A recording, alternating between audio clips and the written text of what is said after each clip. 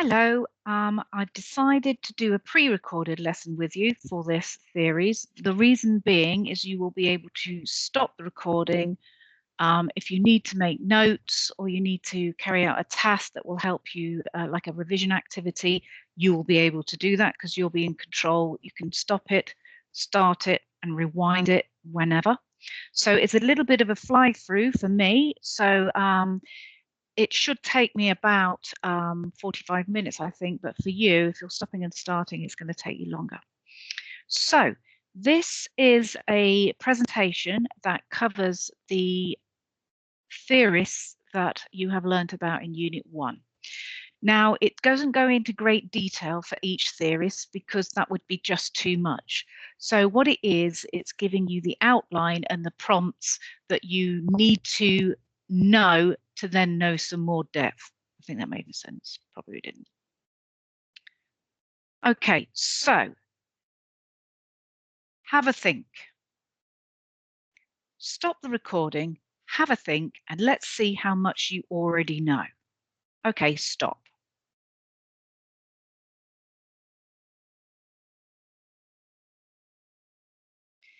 There's an overview, there's your answers. There may be one that you find easier than another. There may be one you have no idea how it works. So you need to be using this PowerPoint as a revision tool in the next couple of days before you sit the exam on Friday afternoon. Piaget. Let's start with Piaget. Everybody's a worst theorist. Okay. Piaget had got stages of cognitive development. Okay, he said they were mostly down to nurture and the environment, and that you couldn't move on to the next stage unless you had fully understood the first stage. So you will need to know the name of the stages and roughly what age groups the children would be in that particular stage. Also, you would need to know that if somebody has a learning difficulty, or perhaps they have been neglected at home and haven't had that input, they would be running behind the expected norms. Okay, sentiometer stage, pre-operational, concrete operational, and formal operational. You need to know those off by heart. You need to know key terms and words to do with them, and you need to know the age group. Piaget talked about conservation. Conservation showed that children under 7 really focus on the visual aspects and can't work out the logic behind it. So they need to see things rather than work them out in their head. So Piaget carried out the liquid conservation. So the child had the 2 glasses in front of them with the equal amounts of fluid, water. He then poured one into a taller glass, and the child under 7 sees the larger, visually looking glass as the one that has more fluid in. He also carried out experiments to do with rolling plasticine from a ball into a long line or a line of pennies, that when you space out the pennies, the child then thinks the longer looking line has got more pennies in it. So that's to do with conservation, and he used that as an experiment to show that children were not able to work out things in their head under 7. Egocentric, you've seen my 3 mountains in the corner. So before the age of 7, children are unable to really see somebody else's perspective. So you have the picture there of the child looking at the mountain from that side. They are asked to describe it. They move around to the side where the doll is. They have a look. They're asked to describe it. Then they move back round to the other side and they're asked, okay, what can the doll see? So they've only just described it and they've moved around the other side and they can't understand another person's point of view, and that's called egocentric. So people that are quite selfish can be called egocentrics. However, we're referring to Piaget's theory. Criticisms of Piaget then, with support and a little bit of guidance, the child would be able to see that point of view. So it says there, with support, some children can develop more advanced concepts. Some children can see others' perspectives before the age of 7. I should imagine that is more of a nurture input than anything biological. Okay, this is something that I've come up with that explains it in a more basic term to get you to understand it first. However, this isn't applied to a care situation or to children in any way, really. It's about explaining the survival. Okay, so Piaget said that humans instinctively need to know more knowledge. It's about survival, and they fit in their understanding, and it's a state of mind. I need to know more. I need to fit in. I need to know more. Okay, so a long time ago, a small child learned that dinosaurs were big, and you had to keep away from them. Actually, I don't think dinosaurs were on the earth at the same time as humans were. Okay, so the child then learns that that's a dinosaur, that's quite big, can call it a dinosaur. Okay, that's equilibrium. They wanted to learn that. Oh, look at that. What's that? It's a dinosaur. Okay, that's a schema. I know that's a dinosaur, and I needed to know that. So equilibrium is we like, we need, it's innate, we need to understand. Disequilibrium is we don't like the state, okay? We don't like this imbalance. So Piaget said that when a new bit of knowledge is missing, we feel uncomfortable. And this again is a state of mind, okay? So we need to know, oh, we don't feel very good about this. So it's an imbalance between what we already knew and what we don't know. So that's the insecurities, the imbalance, sorry. So we've learned that dinosaurs are, oh, they're lovely and big. But then we've looked, okay, this dinosaur eats meat. That dinosaur didn't. It was nice. We looked at it. This dinosaur, a new bit of information is, oh, okay. So we need to know about that in order to know what to do. Assimilation. So you have the building blocks that Piaget talked about, the schemas. And when you learn this bit of information, it's another adding to the schema. So Piaget said that children had blocks of learning, which were schemas, and that assimilation was the new knowledge that popped up. Okay, so dinosaur, different dinosaur. The new knowledge is, okay, so it's not the original schema knowledge, it is the add-on to broaden that understanding. So the child now goes, oh, there's different sorts of dinosaurs. Okay, yeah, we needed to know that, building on those blocks. Accommodation then. Piaget gave the name accommodation to the actual bit of knowledge that builds on that first schema, so the block that increases that understanding. So need to know what that is. Oh, it's a big dinosaur. Oh, hold on a minute. That's not quite what that dinosaur is. Don't feel comfortable with this. Need to know. Need to build on that knowledge, that original knowledge. Okay, there's different dinosaurs. And then we need this information because we need to know that the meat-eating dinosaurs we need to move from. So this in front of you possibly will have you a little bit confused, but I wanted to show you that it's the basics, and it's part of survival and moving forwards. But if we put it into a care, can't move the PowerPoint, stuck. No. Oh, okay, so if we put it into a better care situation then, so Piaget talked about these schemas, these blocks of information, chunks of knowledge that we have. So the theory explains how children use their experiences to construct their understanding of the world around them. Construct is a good word. When we are looking at building blocks, we are putting building blocks onto the initial building blocks to understand what is happening around us in the world around us. Oops. Assimilation then. A child constructs an understanding of a concept using a schema. Equilibrium, experiences fits that understanding, needing to know, and so that they can sort out what they're supposed to be doing. Disequilibrium, a new experience disturbs the existing schema block. Okay, and then the accommodation, the child's understanding, the changes to take into the new account of the experience, the new experience.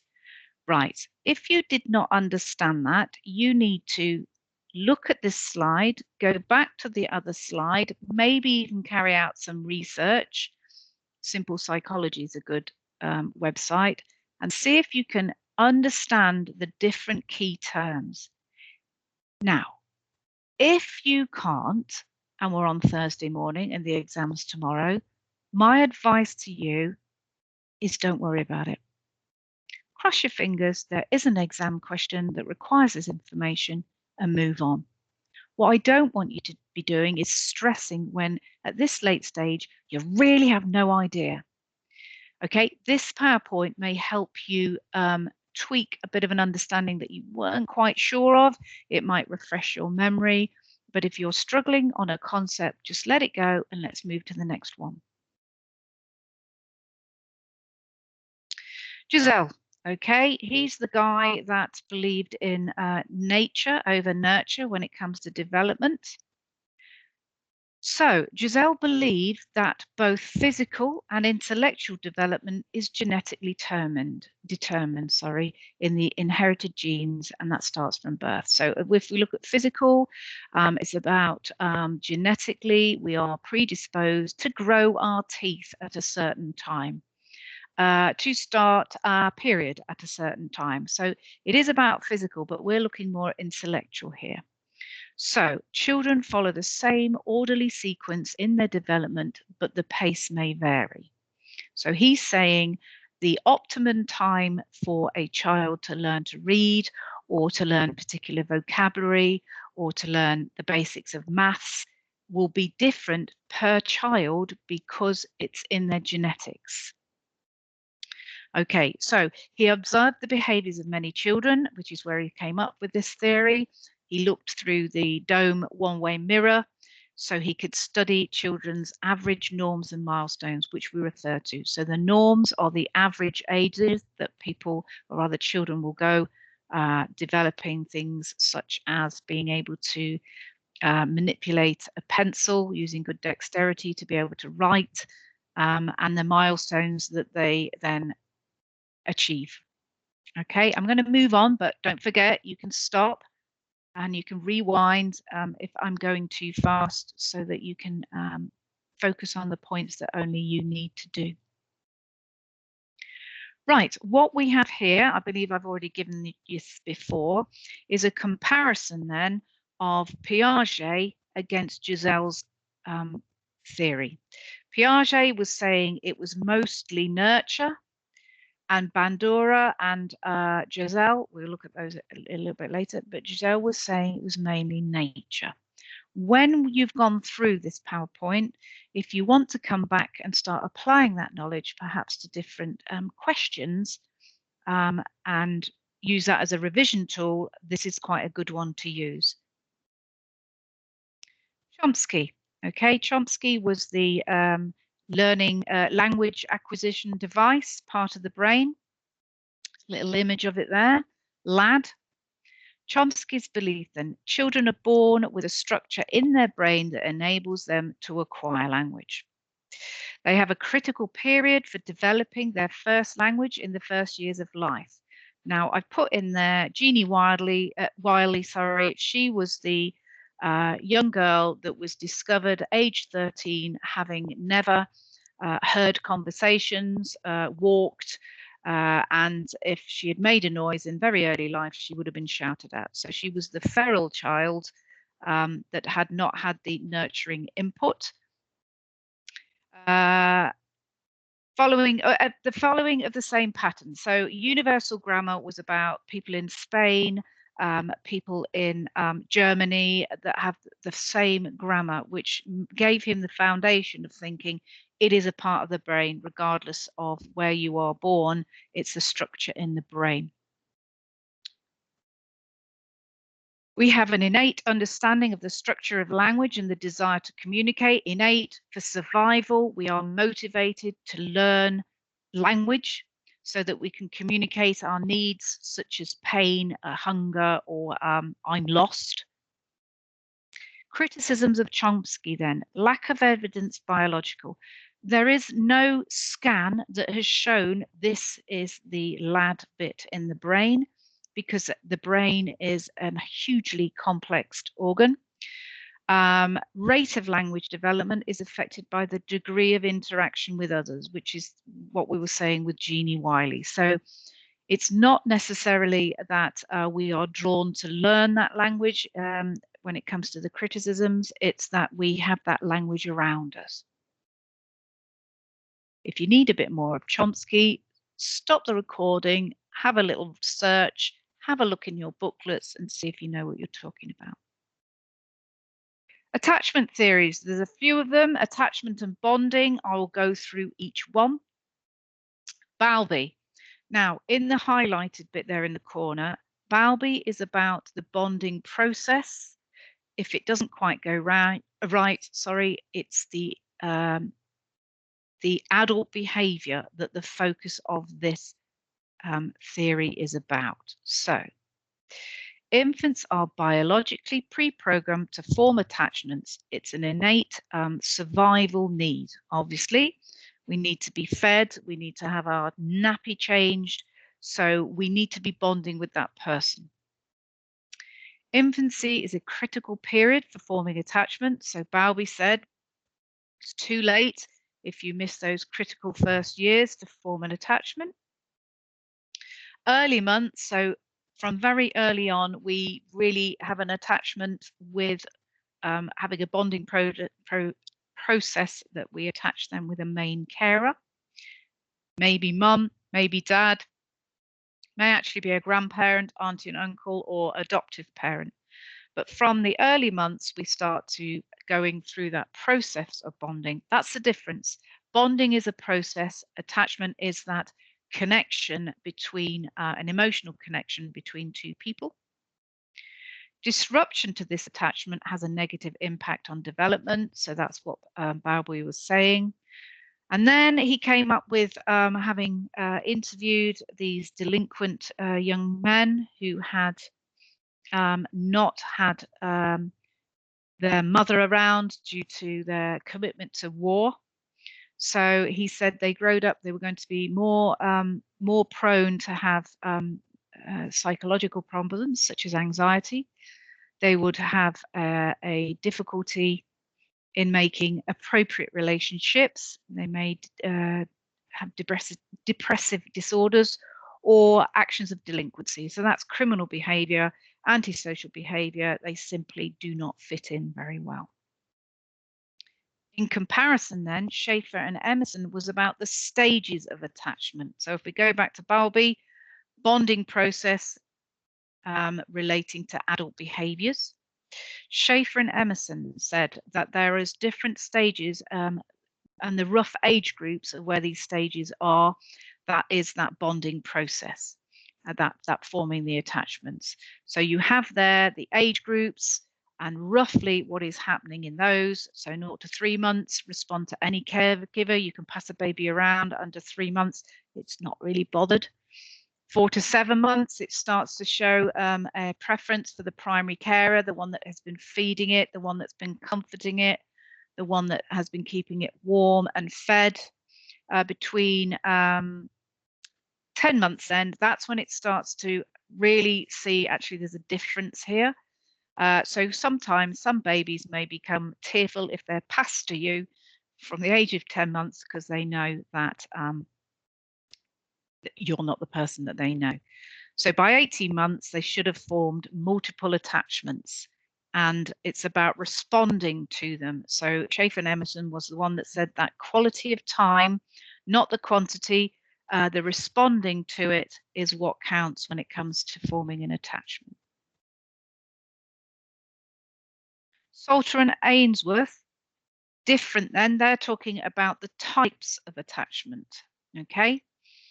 You will need to know the names of these: secure attachment, and an outline of what that is. Insecure or avoidant attachment, and outline what that is. And then the insecure and the resistance.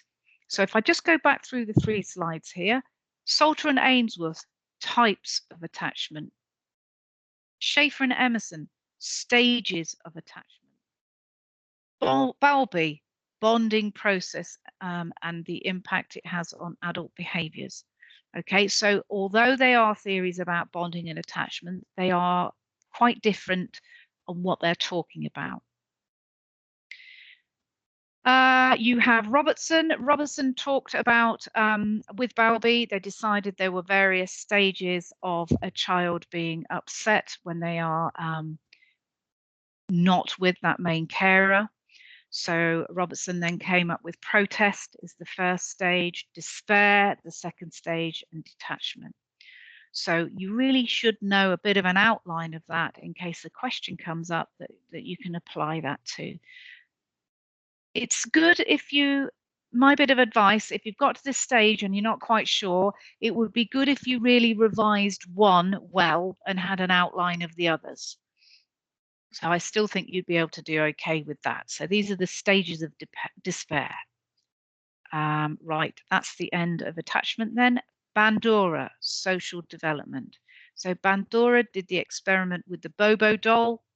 Highlighted there, it's about observing and imitating behaviors. So Bowlby believed learning happens through observation, imitating, and modeling, which is completely nurture. There is no nature in that.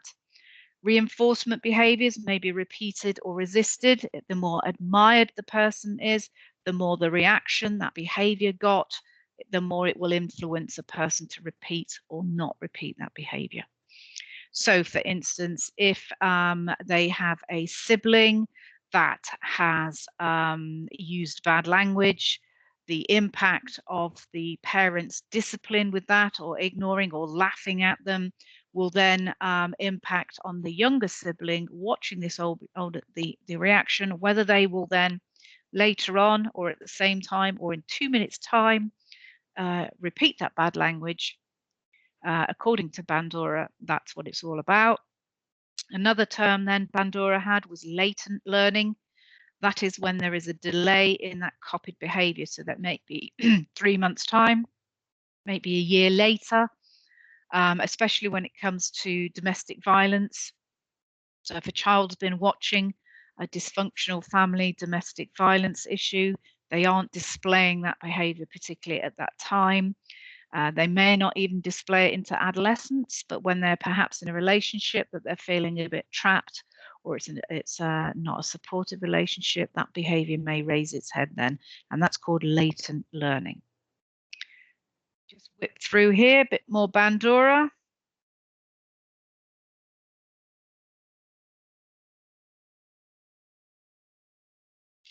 Okay, so Bandura said there were 4 principles.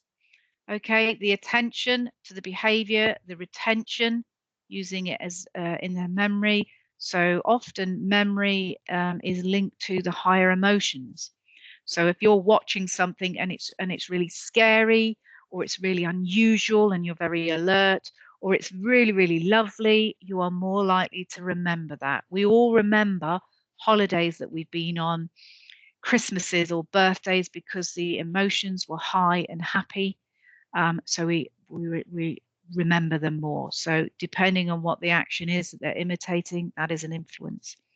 Reproduction then is the child imitating that. So in Bandura's Bobo doll, that was the nursery school children hitting the Bobo doll, using objects to hit the Bobo doll, and just showing aggression.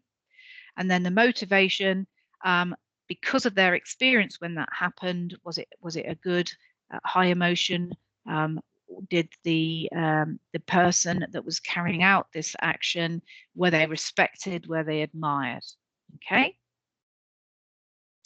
Stress, okay, there are several stress theories, but they are linked to emotion, but also then physical well-being rather than development. So stress has quite a significant impact on our physical well-being.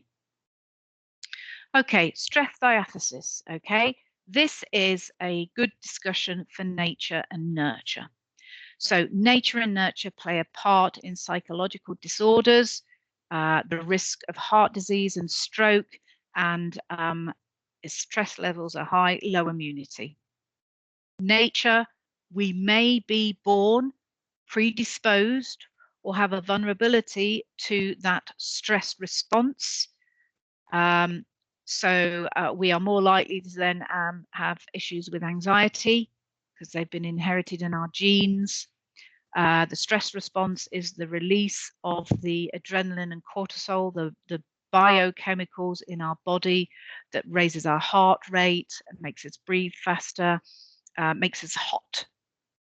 And then there's the nurture side of the stress diathesis about traumatic experiences, predicted, unpredicted events, and both together.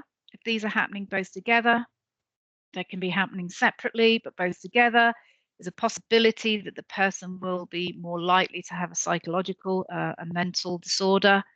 However, it is possible that if they've had issues like this in their childhood, they might actually have survived those and become confident to take on other bad experiences because they have good resilience. And that's always good to put in a conclusion to a discussion about stress diathesis. Again, if you've not understood this, stop the recording. We went through this on the board and you made notes yourself. At the top there, it's the biology behind the stress response. At the bottom there is the risks to health.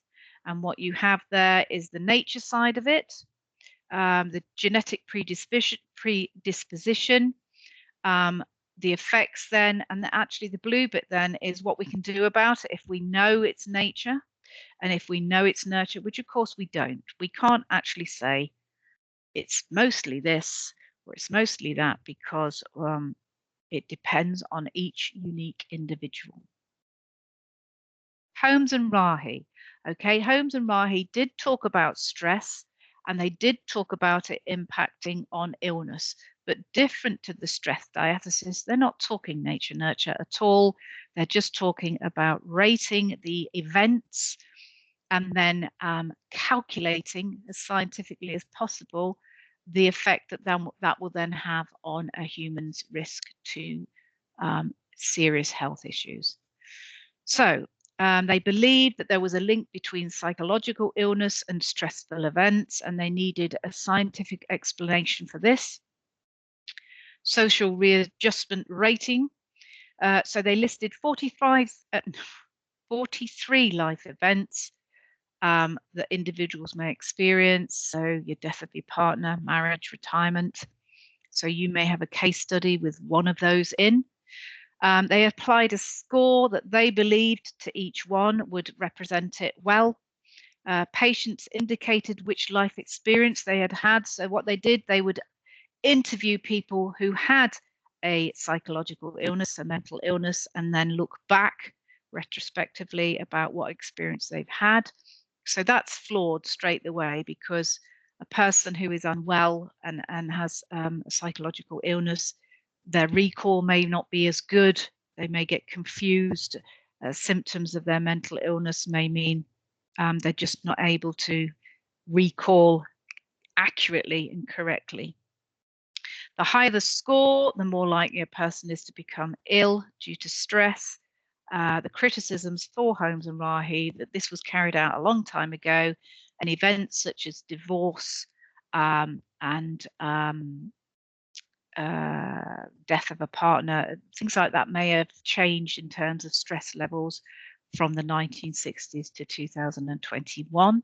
Again, there may be a conclusion that you could write on this because of the resilience of that person. Not everybody feels the same way about marriage or retirement. Everybody's a unique individual. They have the predisposition to get stressed quickly or not so quickly. So Holmes and Rahe don't take that into consideration at all. Moving on, aging lifestyles. Okay. Activity theory. Now, the activity theory I've highlighted in yellow there. It's about somebody that is looking at retirement and older age group as the next chapter in their life. Okay, they've done their working all their life, paying taxes, looking after their family, and this is the next chapter. So individuals can achieve healthy aging through continued or new social activity. It's likely to be a bit new because when you're going to work, you don't have too much time to socialize. When you're retired, you've got more of that free time to do that. Social and psychological needs of individuals remain the same as we were when we were younger. So nothing's changed there. We still have those needs, the needs to belong, the needs to feel that we're worthwhile. Older people need physical activity to be mentally stimulated, achievements and social interactions. Physical activity can actually get us to release endorphins that make us a lot happier. It keeps our heart healthier, our joints more flexible. Mentally stimulated, in older age, the speed at which we process information slows down a bit. So an older person may need a little bit of time. It's not that they don't know the knowledge, they need a little bit of extra time to recall it. The more we are mentally stimulated, the less there is a decline in the speed in our processing. Achievements, if we look at the activity theory, quite often if we start a new hobby or join in some group activity, there's a sense of achievement. And of course, there's social interaction. If we look at the University of the Third Age, there's an example. Individuals adjust to their declining health and mobility and strength. Okay, if a person is no longer able to play golf, they then perhaps still socialize with the people that play golf, their friends, but they may actually take up or move to a different pursuit that isn't quite as physical. So it's just about adjusting to their capabilities. People continue to be involving themselves in the community. So a lot of retired people are kind enough to volunteer. So if you think of all the charity shops, quite a lot of those have got older people volunteering, but they volunteer to do anything in the community. So it may be taking an older person to a doctor's appointment who no longer drives and lives quite rurally. So they're giving back, which improves their self-worth. So retiring isn't you're not worth anything anymore. It's just, okay, we will adjust and this is the direction we will go in. So that's the activity theory. And it's looking at life after retirement as the next chapter. In comparison, the social disengagement theory looks at retirement as the last chapter. Older age group, this is the last bit we're going to do. So it's not that this is wrong, it's just the beliefs of that particular person and the family surrounding that particular person is different to the activity theory. So social disengagement believes a reduction in social contact is natural in older age, and they accept this and they're comfortable with this. People naturally withdraw from social contact in older age. It's their last chapter. Society withdraws from older people. So there's no expectation for that person to attend an event or pick up the phone and speak to somebody. There's just not that expectation. They don't want to do it. Society doesn't expect it. So it's a natural progression. People focus on their previous life and activities. Family expects less from the older person. Older people become more dependent. Obviously, if they are not having physical activity or mental stimulation, they will perhaps be in need of some sort of home help or even residential care because they are declining in abilities and capabilities along with this belief. So aging can result in a tranquility and be a positive development, okay? Peace and quiet. Nobody's expecting anything from me. I can just sit here, maybe read my book in my last years and my last chapter. There you have the comparisons between the social disengagement theory. Okay, it takes you through that and the activity theory. It's got the continuity theory in there. have a read of that if you are revising and you're not quite sure about it. With all these theories, depending on how you best revise, it's up to you. Some people prefer cue cards, others mind maps. Some people just like to write it out and write it out until it sinks in. It is absolutely up to you. But this PowerPoint allows you to stop and start and to focus on some of these theories. Okay, I am going to speak to you later on today in a one-to-one appointment. If you have any questions that you have just built up from going through this, please do ask them then. So make a note of them. So when I ask, you're able to ask your question. And if you think about it at a later date, then please do email me or message me on Teams so I can actually help you through that. Lastly, okay, Olympians aim for gold. You guys are aiming for distinction. And I think this year, the distinction grade boundary will be lower than other years. So what you need to do is practice, practice, practice, just like the Olympians. Work hard, remain positive and focused, and aim high, okay? Don't limit yourself. Don't tell yourself you can't do something. You can. You can absolutely do it. And if during this presentation, like I say, if there's something that's totally overwhelmed you, let it go. Leave it, okay? Just focus on other things. No point getting stressed out. It's not positive at all. Okay, right. I will stop the recording. And hopefully you will have got quite a bit out of this. But please do message me if you've got any questions about any of the content. Okay.